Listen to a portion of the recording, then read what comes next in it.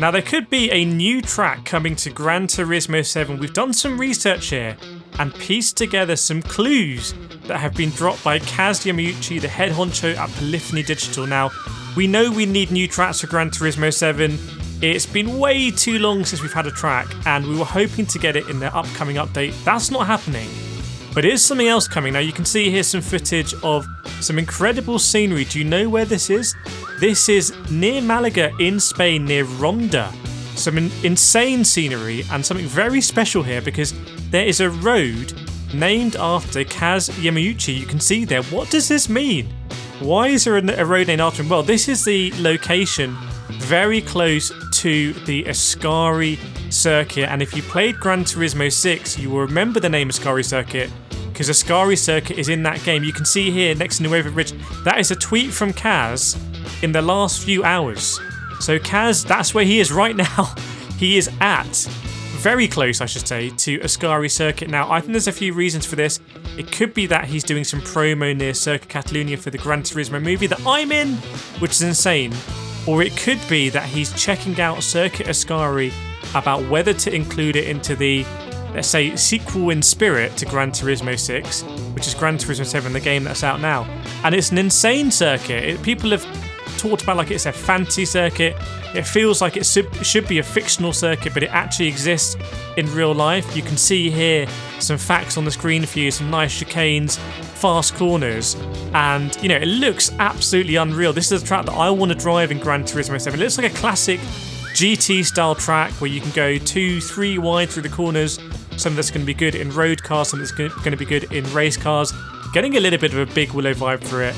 And you can see here it was featured heavily in the announcement for Gran Turismo 6. Anyone in the chat drove this track in Gran Turismo 6? Let us know in the comments. But could it be returning? Because why is Kaz Yamauchi there? There's a road named after him. And he's in the vicinity of the circuit. And everyone is screaming for new circuits in Gran Turismo 7. So I really do think this could be a potential circuit. Now, if it's not this circuit, there's been a rumour going around that I specifically have not referenced on this channel because it looks to be false, but a lot of people have been saying Circuit Gilles Villeneuve in Canada could be coming in the next Gran Turismo 7 update. I don't know where this rumour's come from. It's not, look, the KCR Discord, our community Discord, is the best place for verifying facts when it comes to Gran Turismo 7. That's where you heard all about the new tracks that came to G7 in the first place. That's where all the detective work was done. So if they haven't vetted it in our Discord, then I wouldn't personally believe it. But Circuit Ascari, this is something a little bit different with these clues. So let me know what you think. Now, irrespective of whether Circuit Ascari comes, we definitely do need circuits in GT7. You'll know that Silverstone features heavily in the Gran Turismo movie. Even some scenes where they don't actually shoot at Silverstone, but they call it Silverstone. And that's because, if I remember, all series of GT Academy were filmed at Silverstone or had a part to play at Silverstone. So could we see Silverstone return to Gran Turismo 7? That was also in Gran Turismo 6, if I recall. That's an absolutely classic track. Could we see somewhere like Imola? Could we see the Hungaroring, where they shot an awful lot of the Gran Turismo movie? No, I didn't personally fly out to the Hungaroring, but that is where a lot of it was shot, and they pretended to shoot stuff like Silverstone, even I think Hockenheim and Le Mans.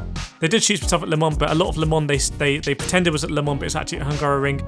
Surely they will have scanned that in the time available, and I would say that's a no-brainer to add to Gran Turismo 7, and you know, you can relive certain scenes from the movie. I don't want to spoil the movie, but there's a lot of races where Jan Mardenborough, the character, he needs to finish in the podium or the top 4, or he needs to win the race, and it gets very close, and he's often starting near the back like you do in Gran Turismo. So that would be an absolute tie-in there if you were going to replicate some of those scenes in Gran Turismo 7. I'd even probably pay for that as a DLC. So that seems like a no-brainer. Le Mans already in the game.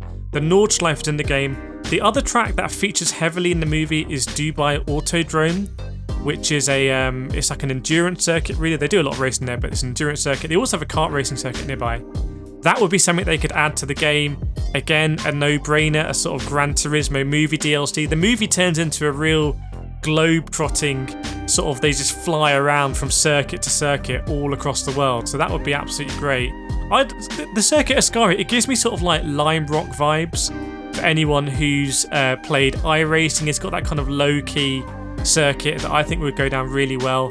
But I'm pretty surprised, frankly, that we haven't had a circuit in the last few months, because every time they announce a circuit, release it. I remember Watkins Glen, which they also released the Escudo, I think, at the same time, and Road Atlanta. These were absolutely huge additions.